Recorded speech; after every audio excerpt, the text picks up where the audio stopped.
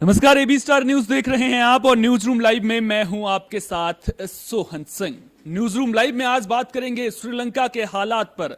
श्रीलंका में आखिर नौबत इमरजेंसी लागू करने की क्यों आ गई, उसके बाद आपको बताएंगे कैसे एनसीबी के फेर में रिया चक्रवर्ती अब फंसती हुई नजर आ रही हैं और अब आने वाले दिनों में क्या उनकी मुसीबतें और बढ़ेंगी। बात अशोक स्तंभ पर मचे सियासी घमासान को लेकर के भी करेंगे और आपको बताएंगे कि आखिर अशोक स्तंभ का इतिहास क्या कहता है। साथ ही साथ आखिर में बात भारत इंग्लैंड के बीच खेले गए पहले वनडे मुकाबले को लेकर के भी करेंगे और बताएंगे आपको कि कैसे भारत इंग्लैंड को मुट्ठी में कर सकता है। सबसे पहले बात श्रीलंका के मौजूदा हालात की। दरअसल श्रीलंका के राष्ट्रपति गोटाबाया राजपक्षे देश छोड़कर भागे, जिसके बाद हालात अब श्रीलंका में और भी बिगड़ते जा रहे हैं। आलम यह है कि श्रीलंका की सड़कों पर प्रदर्शन देखने को मिल रहा है। श्रीलंका के ऑफिशियल न्यूज चैनल के दफ्तर में प्रदर्शनकारी घुस गए हैं। वहां से जब न्यूज ब्रॉडकास्ट हो रहा था तो खुद जो प्रदर्शनकारी हैं वो न्यूज देते हुए नजर आए थे, जिसके बाद से जो ट्रांसमिशन है उसे बंद कर दिया गया है। प्रधानमंत्री आवास में आगजनी की खबर तो कल ही सामने आ गई थी, लेकिन पीएम हाउस को भी पूरी तरह से अब प्रदर्शनकारियों ने कब्जे में ले लिया है। राष्ट्रपति आवास से किस तरह की तस्वीरें सामने आई थी वो पूरा देश लगातार देख रहा है, लेकिन अब सवाल यह कि क्या इमरजेंसी लगने के बाद हालात सुधरेंगे। दूसरी तरफ सेना ने नागरिकों के सामने हथियार नीचे कर दिए हैं, यानी कि नागरिकों को किसी तरह का नुकसान ना पहुंचे, गोलीबारी की नौबत ना आए। सेना अभी इससे बचती हुई नजर आ रही है, लेकिन अगर हालात बिगड़ेंगे तो क्या हथियार सेना को उठाना पड़ेगा, क्योंकि हालात दिन ब दिन बेकाबू होते जा रहे हैं। माना कि श्रीलंका में आर्थिक स्थिति दयनीय होती हुई नजर आ रही है, श्रीलंका दिवालिया हो चुका है, लेकिन क्या इस तरह का प्रदर्शन जो प्रदर्शनकारी कर रहे हैं, क्या यह एकमात्र तरीका है? प्रदर्शन करने का दूसरा तरीका भी हो सकता है। तो आखिर उन तरीकों को क्यों अख्तियार नहीं किया जा रहा है? क्यों श्रीलंका अब जल रहा है और अब श्रीलंका की आखिरी उम्मीद क्या है? कैसे श्रीलंका में अब आने वाले दिनों में हालात सुधर सकते हैं? यह सवाल इसलिए क्योंकि जब तक आधिकारिक तौर पर गोटाबाया राजपक्षे इस्तीफा नहीं दे देते हैं तब तक अगले राष्ट्रपति का चुनाव नहीं हो सकता है।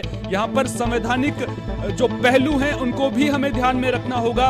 हालांकि जो मौजूदा अपडेट है उसके मुताबिक रानिल विक्रमसिंघे कार्यवाहक राष्ट्रपति जरूर बन चुके हैं, लेकिन अब जब इमरजेंसी लागू है, 20 तारीख को राष्ट्रपति के चुनाव की बात भी कही जा रही है, लेकिन सवाल ये कि जब तक गोटाबाया राजपक्षे आधिकारिक तौर पर इस्तीफा नहीं देते हैं तब तक नए राष्ट्रपति का चुनाव आखिर कैसे होगा?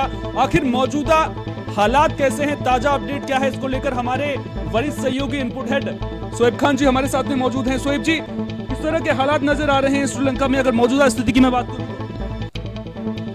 देखिए, श्रीलंका में राजनीतिक संकट गहरा गया है। ये उससे वहाँ पर अफरा तफरी मची हुई है। राष्ट्रपति मालदीव पहुँच गए हैं। राष्ट्रपति अपने 10 लोगों के साथ में मालदीव गए हुए हैं। वहाँ से अभी उन्होंने इस्तीफा भी नहीं दिया है, जिसकी वजह से वहाँ श्रीलंका के लोगों में काफ़ी नाराज़गी भी है। अब सवाल ये है कि जो इमरजेंसी लगा दी गई है, सेना और पुलिस सड़कों पर उतर आई है, प्रदर्शनकारियों से कई जगह पर लाठीचार्ज भी हुआ है, फायरिंग भी की गई है, इसमें कई लोग घायल भी हुए हैं। तो हमें फुटेज मिले हैं, उसमें हम देख भी रहे हैं किस तरीके से सेना के लोग, पुलिस के लोग प्रदर्शनकारी उन पर लाठी चला रहे हैं। बताइए मुझे, हवाई फायरिंग की गई है या फिर किसी दूसरी तरह की तस्वीरें भी सामने आई? लाठीचार्ज तो ठीक है, कहीं गोली चलाने की नौबत तो नहीं आ रही है प्रदर्शनकारी? देखिए, अभी सेना बच के चल रही है थोड़ा सा कि हिंसक ऐसा कोई फायरिंग नहीं कर रही है। टीयर गैस के गोले छोड़े जा रहे हैं, जिससे प्रदर्शनकारी खासतौर से राष्ट्रपति भवन, पीएम आवास और संसद भवन से निकालने की। एक चीज़ और बता दें कि जो बार एसोसिएशन है श्रीलंका की वो निकल कर सामने आई है। आज उसने अपील करी है प्रदर्शनकारियों से कि राष्ट्रपति भवन को और प्रधानमंत्री संसद भवन को, पीएम हाउस को जल्द से जल्द खाली कर दें। अच्छा, एक बात बताइए मुझे कि अब इस तरह के हालात जब पैदा हो रहे हैं, लगातार इमरजेंसी लगाने की नौबत आ रही है, और इमरजेंसी को लेकर के श्रीलंका का अगर आप इतिहास देखेंगे तो करीब 4 दशक तक वहां पर इमरजेंसी लागू ही रही है। चाहे बात 1983 से लेकर के 2011 तक की लिट्टे आंदोलन के चलते करें, उससे पहले की बात करें, अब हालात कैसे सुधरेंगे श्रीलंका में? क्योंकि राष्ट्रपति ने अभी आधिकारिक तौर पर इस्तीफा नहीं दिया है। स्पीकर आकर के कहते हैं कि राष्ट्रपति चाहते हैं कि जो रानिल विक्रमसिंघे हैं वो कार्यवाहक राष्ट्रपति की भूमिका अदा करें, क्योंकि अगर संवैधानिक तरीके से आप देखेंगे, जब तक पुराने राष्ट्रपति ने इस्तीफा नहीं दिया है तब तक आप नए राष्ट्रपति का चुनाव नहीं कर सकते हैं। दूसरी तरफ क्या श्रीलंका का जो सुप्रीम कोर्ट है वो अब आगे आ सकता है? क्या अब गोटाबाया राजपक्ष को लेकर के किसी तरह की बात श्रीलंकाई सुप्रीम कोर्ट की ओर से कही जा सकती है? देखिए जो संकट वहाँ पर श्रीलंका का पैदा हुआ है, आज जिस तरीके से बार एसोसिएशन भी सामने आ गई है, प्रदर्शनकारियों से अपील करी है, इससे ये लगता है कि जल्द से जल्द सुप्रीम कोर्ट जो है इस मामले में हस्तक्षेप करेगा और कोई दूसरा रास्ता निकालेगा। हो सकता हो जल्दी चुनाव की बात कर दी जाए, हो सकता हो इनके ऊपर जो गोटाबाया जो वहाँ से फरार हुए हैं इनसे इनके इस्तीफा देने के साथ ही जो है एक वैकल्पिक कैबिनेट बना दी जाए जो कम से कम वहाँ के हालात हैं उनको सुधारने के लिए काम करे। लेकिन कुल मिलाकर लग रही रहा है जिस तरीके से बार एसोसिएशन आई है उस तरीके से सुप्रीम कोर्ट आगे आएगा जल्दी से जल्दी। तो हमारे सहयोगी शोएब खान ने बताया कि अब सुप्रीम कोर्ट आगे जरूर आ सकता है, और सुप्रीम कोर्ट क्या गोटाबाया राजपक्षे को भगोड़ा घोषित करेगा, यह भी बड़ा पहलू यहां पर देखने को मिलेगा। क्योंकि अगर आप पूरे घटनाक्रम पर नजर डालें तो आप पाएंगे किस तरह से ये जो कुछ भी श्रीलंका में हो रहा है वो कुछ नया नहीं है। इससे पहले आपको याद होगा 11 मई को महिंदा राजपक्षे भी देश छोड़कर चले गए थे। आर्थिक आपातकाल की अगर बात करें तो इससे पहले आर्थिक आपातकाल भी श्रीलंका में लगाया गया था। वो इस वजह से लगाया गया था क्योंकि वहां पर खाने की किल्लत हो रही है, लोगों को समझ नहीं आ रहा है कि आगे उनकी जिंदगी का क्या होगा, और लोग प्रदर्शन पर उतर आए हैं। अगर श्रीलंका से आ रही तस्वीरों का जिक्र करें तो राष्ट्रपति भवन में अगर आम नागरिक घुस जाएंगे, अगर राष्ट्रपति भवन के स्विमिंग पूल में उनके नहाने की तस्वीरें सामने आएंगी, किचन में खाना बनाने की, खाना खाने की तस्वीरें सामने आएंगी, तो सवाल बहुत सारे उठेंगे। और जिस तरह की खबरें सामने आ रही हैं, हमारे सहयोगी शोएब खान ने भी बताया कि अभी सेना ने अपने हथियार नीचे किए हैं, लेकिन सवाल यह कि आखिर क्या प्रदर्शनकारी मानेंगे? प्रदर्शनकारी प्रदर्शन क्यों कर रहे हैं गोटाबाया राजपक्षे के छोड़ने के बाद भी? यहां पर इन पहलुओं के बारे में भी आपको समझना होगा। दरअसल गोटाबाया राजपक्षे जब राष्ट्रपति थे तो उन पर आरोप लगे थे भ्रष्टाचार के, और केवल गोटाबाया राजपक्षे पर ही नहीं बल्कि राजपक्षे परिवार पर ही भ्रष्टाचार के आरोप श्रीलंका की जनता की ओर से लगातार लगाए जा रहे थे। वो राजपक्षे परिवार जो करीब 2 दशक से ज्यादा वक्त तक श्रीलंका में जिसने शासन किया है, और एक वक्त ऐसा भी था जब राजपक्षे परिवार के 10 लोग सरकार में थे। तो अब आप खुद ब खुद अंदाजा लगा सकते हैं कि किस तरह से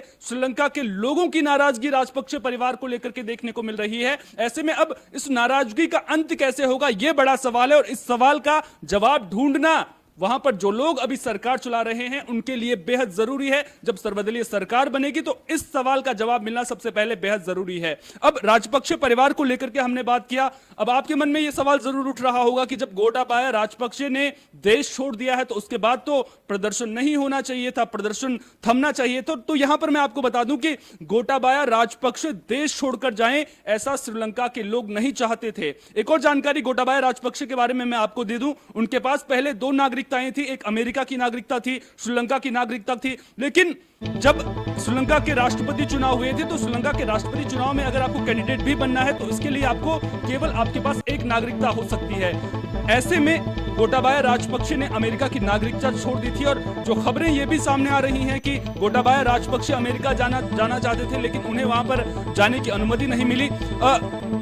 माले जब गोटाबाया राजपक्षे पहुंचे हैं तो अब खबरें माले से भी सामने आ रही हैं कि वहां पर विरोध प्रदर्शन देखने को मिल रहा है, क्योंकि माले में प्रवासी श्रीलंकाई भी बड़ी संख्या में रहते हैं। और इसको लेकर के अब हमारे सहयोगी जुबैर हमारे साथ में मौजूद हैं। जुबैर, जिस तरह से माले में भी अब प्रदर्शन देखने को मिल रहा है, और बात यह भी निकलकर सामने आ रही है कि माले में पहले उनके घुसने को लेकर के कई तरह की बातें निकलकर सामने आ रही थी। पहले उन्हें अनुमति नहीं मिल रही थी, उसके बाद उन्हें अनुमति मिली, एक फोन कॉल की वजह से उन्हें अनुमति मिली। आखिर क्या था वो फोन कॉल, किसने किया था?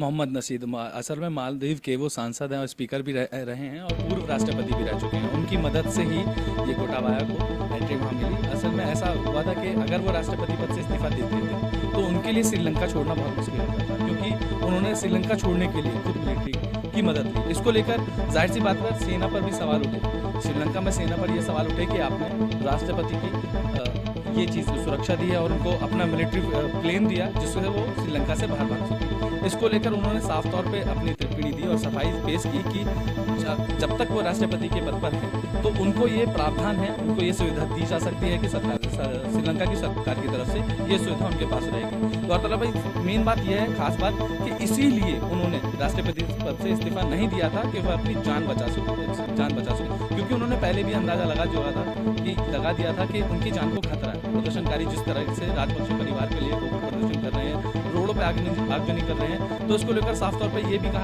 ये भी देखा जा सकता है कि राजपक्षे परिवार को लेकर प्रदर्शनकारी का गुस्सा ज्यादा है। इसको लेकर उन्होंने पहले ही कहा था कि मेरी जान को खतरा है। इस वजह से उन्होंने राष्ट्रपति पद से इस्तीफा दिए बगैर ही पहले वो भागना सही समझा। इससे पहले खबर ये भी सामने आई थी कि उन्होंने अपने परिवार के 15 जनों का पासपोर्ट एयरपोर्ट पर भिजवाया था। वह सेना की मदद लिए बिना ही दुबई जाना चाहते थे फ्लाइट की तरफ से, बट फ्लाइट में उनके फैमिली की तरफ से उनकी पत्नी का और उनका पासपोर्ट और उनके साथ 15 जनों का उनकी फैमिली का पासपोर्ट ये इसलिए वहां से खारिज कर दिया गया था। जो इन्वेस्टिगेशन ऑफिसर था उनके वहां 15 जनों के वहां मौजूदा ना होने की वजह से उनका ये प्रोसेस कैंसिल कर दिया गया था। इस वजह से उन्होंने सेना के विमान की मदद की और उसके बाद जब वो मालदीव गए तो मालदीव में भी उनको पहले एंट्री नहीं मिली। उसके बाद उन्होंने अपने सहयोग से फोन किया, अपनी जानकारी के मुताबिक जिससे भी उनके अच्छे दोस्ती के संबंध हैं उस संबंध को निभाते हुए उन्होंने फोन किए और उसके बाद स्पीकर जो अभी के वहाँ स्पीकर हैं नाशिद, उसके बाद उनको फोन किया गया। उसके बाद नाशिद ने खुद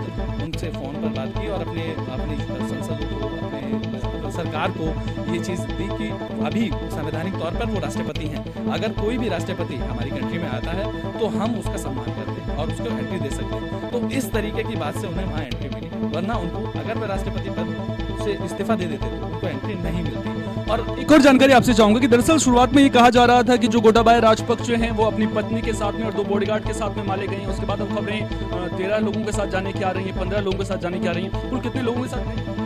अभी तक तो ये जानकारी सामने नहीं आई कि वो कितने लोगों के साथ गए हैं, लेकिन हालांकि कयास ये लगाए जा रहे हैं कि वो अपनी फैमिली के साथ हैं, उनके साथ उनके फैमिली मेंबर्स भी मौजूदा हैं उनके साथ, लेकिन ये अनुमान नहीं लगाया जा सकता कि उनके साथ कितने लोग मौजूदा हैं। हाँ, ये अनुमान इसलिए भी लगाया जा रहा था कि 15 जने होने की बात और 13 जने होने की बात ये इसलिए सामने आई क्योंकि एक दिन पहले ही एयरपोर्ट में 15 पासपोर्ट आए थे उनके परिवार से, जो कि फ्लाइट से वो दुबई जाना चाहते थे। इसलिए कयास ज्यादा लगाए जा रहे थे कि 15 पासपोर्ट या 13 जनों की खबर उनके साथ होने की इसलिए है कि एयरपोर्ट पर अगर उन्होंने अपने परिवार के 15 जनों का पासपोर्ट दिया है तो इस वजह से ये कयास लगाए जा रहे थे। लेकिन मालदीव में ये कोई खबर सामने नहीं है कि उनके परिवार का उनके साथ कौन है। हाँ, हालांकि ये जरूर कह सकते हैं शायद उनके साथ उनकी पत्नी जरूर हो सकती है। और बताइए कि माले में भी अब विरोध प्रदर्शन कहीं ना कहीं देखने को मिल रहा है, तो ऐसे में क्या वो माले छोड़कर कहीं और जा सकते हैं? क्योंकि खबरें बहुत सारी चल रही है। अगर खबरें मालदीव से ये भी सामने आ रही है, मालदीव नेशनल पार्टी है, उन्होंने खुद ये साफ तौर पे कहा है कि वो अपने संसद में अपने संसद भवन में ये बात उठाएंगे कि किस तरीके से श्रीलंका के राष्ट्रपति को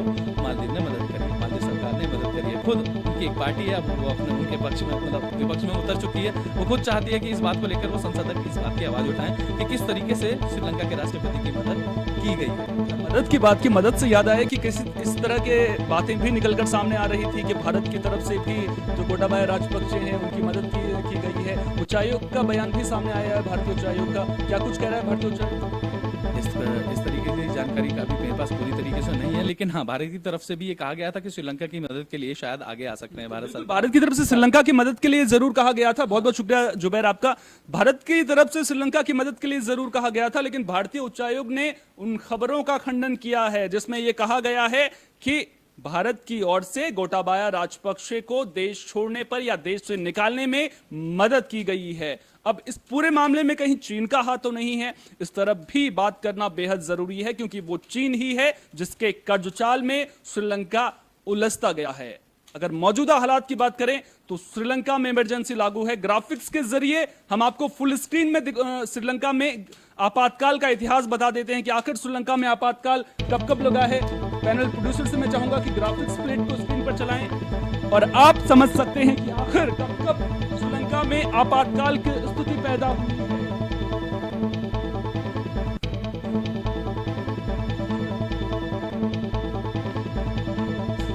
ये आप अपनी स्क्रीन पर देख रहे हैं, खाने पीने की किल्लत की वजह से अब लोग प्रदर्शन कर रहे हैं। राष्ट्रपति के देश छोड़कर भागने की वजह से नाराज हैं। गोटाबाया राजपक्षे ने आधिकारिक तौर पर इस्तीफा नहीं दिया है। पीएम रानिल विक्रमसिंघे से भी इस्तीफे की मांग लगातार की जा रही है।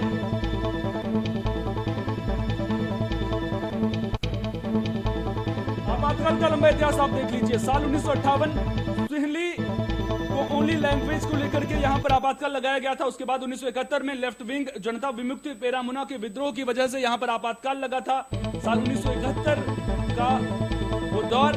उसके बाद साल 2018 में मुस्लिम विरोधी हिंसा को रोकने के लिए देश के कुछ हिस्सों में आपातकाल लगाया गया था और लगातार आपातकाल की मार श्रीलंका झेलता आया है। इस तरह के हालात पहले भी श्रीलंका में पैदा होते रहे हैं और जब 1983 में भी श्रीलंका में आपातकाल लगा था तो आपको बता दें कि 27 साल लंबा वो आपातकाल था। 2011 में जो जाकर के हटा था, यानी कि करीब 4 दशक, यानी कि करीब 4 सालों तक 1948 में आजाद होने के बाद 4 दशक तक श्रीलंका आपातकाल की मार झेलता रहा है। अब आपातकाल में किस तरह की स्थितियां पैदा होती है, श्रीलंका में आपातकाल के मायने क्या है, वो भी आपको फुल स्क्रीन हम समझा देते हैं।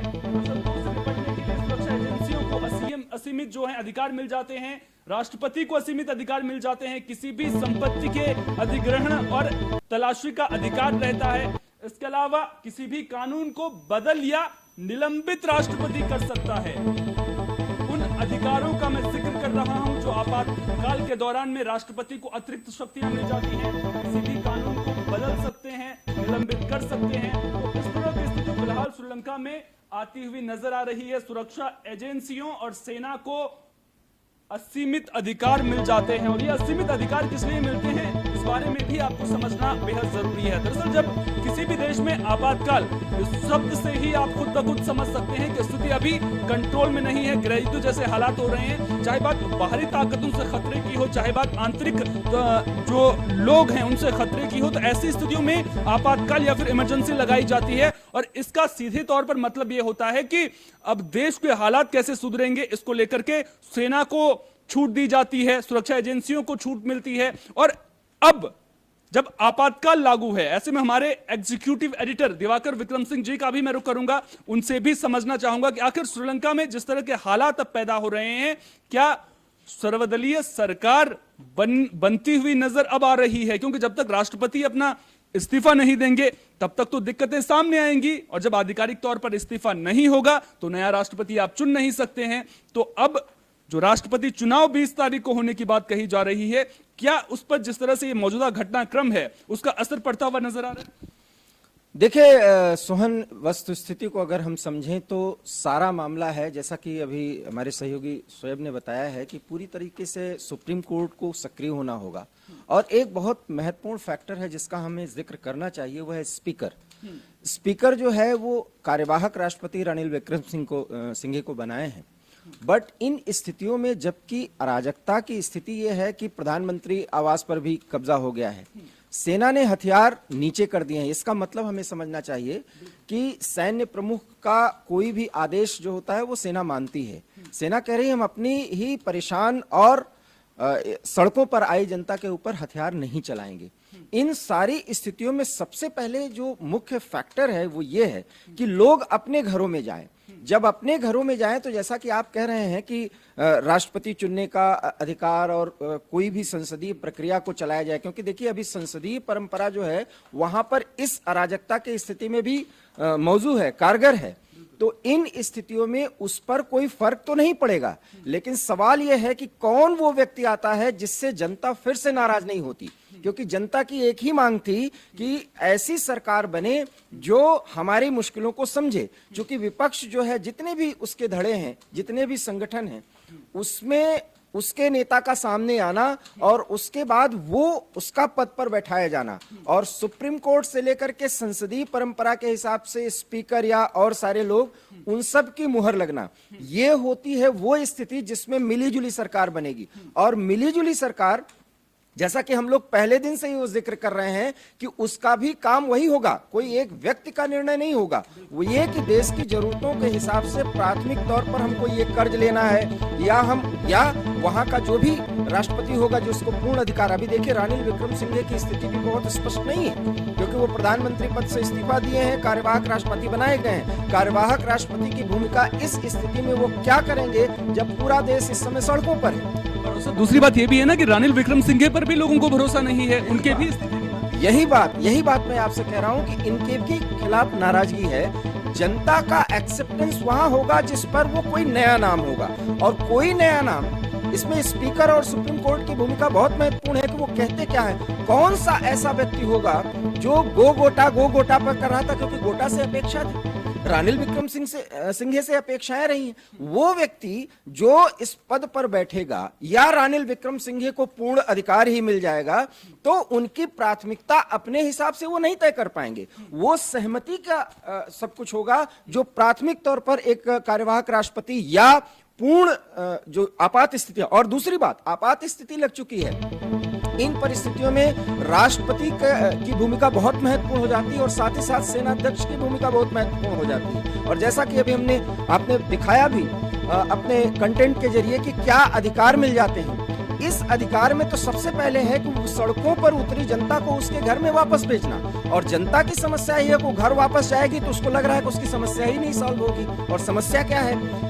स्कूल खुल नहीं रहे हैं, लोग ऑफिस पहुंच नहीं पा रहे हैं, क्रूड ऑयल की कमी है, एलपीजी है नहीं, खाने पीने के सामान 100 गुने दाम पर मिल रहे हैं। श्रीलंका की जो मुद्रा की स्थिति है वो पूरी तरह से डिवैल्यूएट हो चुकी है। अंतरराष्ट्रीय मुद्रा जो है, जो खजाना होना चाहिए, उसकी स्थिति कमजोर है। तो पूरी तरीके से श्रीलंका के एक देश के रूप में उसकी साख सौंध गिर चुकी है, और इन परिस्थितियों में कोई एक व्यक्ति का निर्णय नहीं हो सकता। ऐसे में स्पीकर या सभी पार्टियों का एक बैठक होगी, उस राष्ट्रपति की भूमिका उस समय महत्वपूर्ण हो जाती है जो सीएमपी पर काम करेगा, जो हम लोग पहले दिन से बोल रहे हैं, और वही बात सामने आएगी। वस्तु स्थिति जहां तक अभी हमारे सहयोगी जुबैर ने बताया, आप देखिए कि संसदीय परंपराओं का किस तरीके से पालन किया जा रहा है कि अंतिम समय तक उस राष्ट्रपति को जो एक परिवार से बिलोंग करते हैं और जिसके खिलाफ नाराजगी है, उस व्यक्ति को भी सेफ पैसेज दिया गया और तब तक उनका इस्तीफा स्वीकार नहीं किया गया। हालांकि उन्होंने इस्तीफा दे दिया है, हम ये जानकारी आपको देना चाहते हैं कि इस्तीफा उन्होंने दे दिया है, लेकिन ये सहमति बनाई गई कि इनको वहां भागने तक, असाइलम मिलने तक राष्ट्रपति के पद पर बना रहने दिया जाए, अदरवाइज तो कोई भी देश इनको देगा ही नहीं। भी डर था ना कि अगर नहीं देंगे, अगर पहले इस्तीफा दे देंगे तो फिर गिरफ्तारी हो जाएगी, उन्हें हिरासत में लिया जाएगा, और ऐसी परिस्थितियां अगर बनती हैं, पहले वो इस्तीफा दे देते तो फिर कहीं ना कहीं उनके गिरफ्तारी के चांसेस बनते और फिर वो देश छोड़ नहीं पाते। तो इसलिए उनको इस तरह का सेफ पैसेज देने के पीछे सेना की भी मजबूरी थी, क्योंकि रक्षा मंत्रालय की तरफ से आदेश मिला है, एयरफोर्स की तरफ से बाकायदा बयान आया है कि रक्षा मंत्रालय ने जब आदेश दिया है उसके बाद ही उनको भगाया गया। अच्छा, इन परिस्थितियों को लेकर के हम लगातार बात कर रहे हैं, लेकिन आपातकाल में सेना को लेकर के बात करना बेहद जरूरी है। सेना के हथियार नीचे करने की बात तो हम लगातार कर रहे हैं, लेकिन सेना के सामने भी तो दोहरी स्थिति रहती है ना। एक तरफ आपको पीएम आवास से प्रदर्शनकारियों को हटाना है, राष्ट्रपति आवास से प्रदर्शनकारियों को हटाना है, संसद से प्रदर्शनकारियों को हटाना है, और प्रदर्शनकारी कौन है? आपके अपने लोग हैं। गोली चलाएंगे तो फिर जो मरने वालों की संख्या होगी उसकी तो कल्पना भी नहीं की जा सकती है। तो ऐसे में जो सेना की मनोस्थिति रहती है उसको लेकर के मैं आपसे समझना चाहता हूं। देखिए, सेना भी उस श्रीलंका के राजनीतिक हालात को समझ रही है।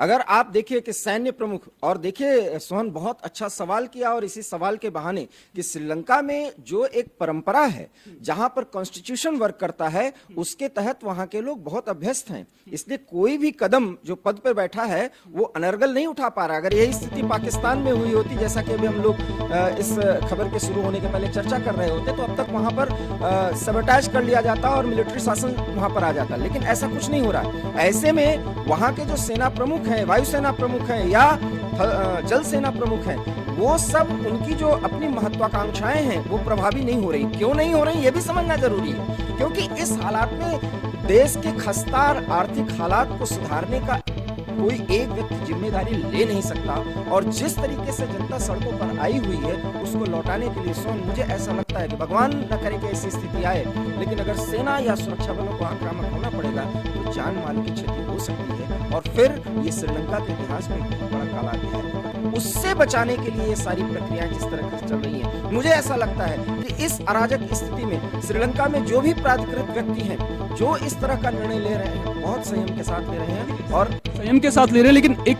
क्या डेडलाइन दी जा सकती है प्रदर्शनकारियों को? क्या इस तरह की बात निकलकर सामने आ सकती है कि आप इतने देर में राष्ट्रपति आवास छोड़ दीजिए, प्रधानमंत्री आवास को खाली कर दीजिए, वरना हमें हथियार उठाने पर मजबूर होना पड़ेगा? क्या इस तरह का बयान अब सेना की ओर से आ सकता है? मुझे लगता है कि इसके अतिरिक्त अब और कोई चारा रह नहीं गया है, क्योंकि सेना या सुरक्षा बल को भी एक समय लिया जाता है। अभी उन्होंने दिखाने के लिए अपने लोगों के पर कोई नहीं चलाता गोली, तो वो ये कह रहे हैं कि आप लोग लौटिए और करिए, इसके वापस जाइए, हम देश के लिए हम सोचेंगे, हम मिलकर काम करेंगे। और दूसरी बात कि आपात स्थिति में जब ये लग जाएगा कि अब अराजकता बिल्कुल खत्म नहीं होने वाली, नहीं संभलने वाली, नहीं कंट्रोल होने वाली, तो अभी तो आंसू गैस के गोले छोड़े जा रहे हैं, जो विजुअल्स आ रहे हैं, जो सूरत-ए-हाल है, लेकिन मुझे ऐसा लगता है कि फिर सेना को कार्रवाई करनी पड़ेगी और वो कार्रवाई फिर बहुत ही खतरनाक होती है। और वहाँ की सेना इसमें भी पारंगत है, क्योंकि इस तरीके से जन आंदोलन और जन आक्रोश की स्थिति में वहाँ की सेना बहुत प्रोफेशनल तरीके से काम करती रही। और हम ये न भूलें कि भारतीय सेना ने भी कुछ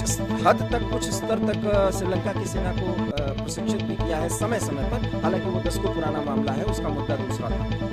बहुत बहुत शुक्रिया दिवाकर जी तमाम जानकारी को हमारे साथ साझा करने के लिए। तो श्रीलंका में अब हालात कैसे सुधरेंगे, सबसे बड़ा सवाल ये है, क्योंकि अब 20 तारीख को नए राष्ट्रपति का चुनाव होना है, लेकिन उससे पहले जब इमरजेंसी लागू है, और ये इमरजेंसी का इतिहास श्रीलंका का जिस तरह से मैं लगातार आपको बता रहा हूं, कोई नया नहीं है, लगातार श्रीलंका इस तरह की मार झेलता रहा है। लेकिन अब श्रीलंका के पास विकल्प क्या बचे हैं, उन विकल्पों के बारे में चर्चा होनी भी बेहद जरूरी है। चलिए, आपने सर्वदलीय सरकार बना ली, लेकिन उसके बाद लगातार हम अपनी चर्चाओं में इस बात का जिक्र करते हैं कि आपको एक कॉमन मिनिमम प्रोग्राम के तहत कुछ योजनाएं बनानी पड़ेंगी। आपको अगर आईएमएफ से कर्ज चाहिए होगा तो उसके लिए सर्वदलीय सरकार बनाने की जरूरत पड़ेगी। अब ऐसे में जब सर्वदलीय सरकार बनेगी, उसके बाद उसके फैसले कौन से होंगे, उन फैसलों पर बहुत कुछ निर्भर करता है। लेकिन कहीं ना कहीं क्या कोई श्रीलंका का नेता अपना राजनीतिक हित साधने की कोशिश तो नहीं कर रहा है? क्योंकि जब इस तरह के हालात पैदा होते हैं तो फिर कई नेता ऐसे भी होते हैं जो इन्हें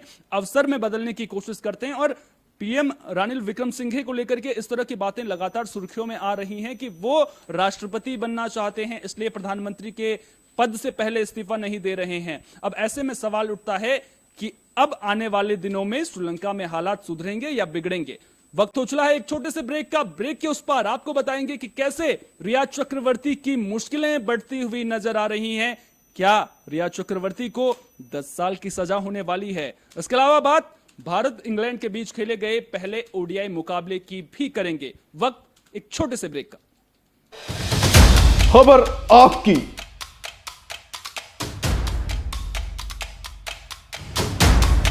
खबर हमारी, खबर देश और दुनिया की। खबर ही नहीं, खबर की तह तक।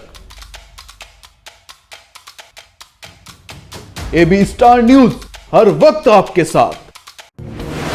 भागती दौड़ती जिंदगी, हर पल वक्त की चिंता, भीड़ में भी तन्हाई का एहसास। तब हम पहुंचते हैं आपके पास, लेते हैं आपकी खबर,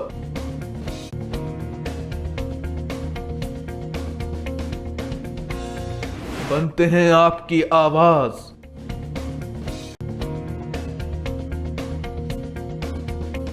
सोए को जगाते हैं।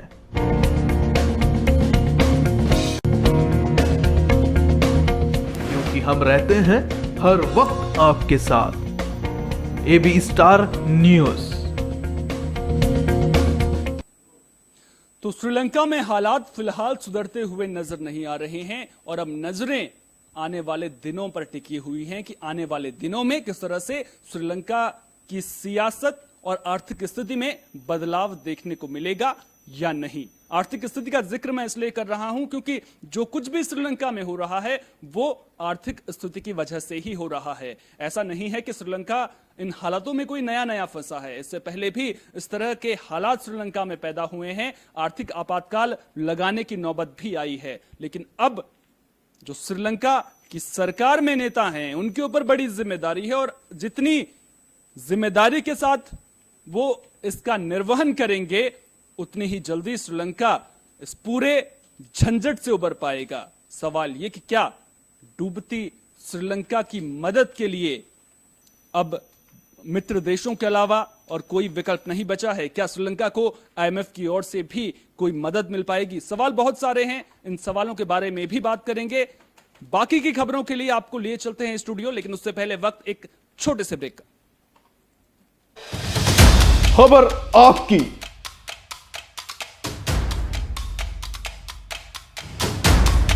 खबर हमारी, खबर देश और दुनिया की।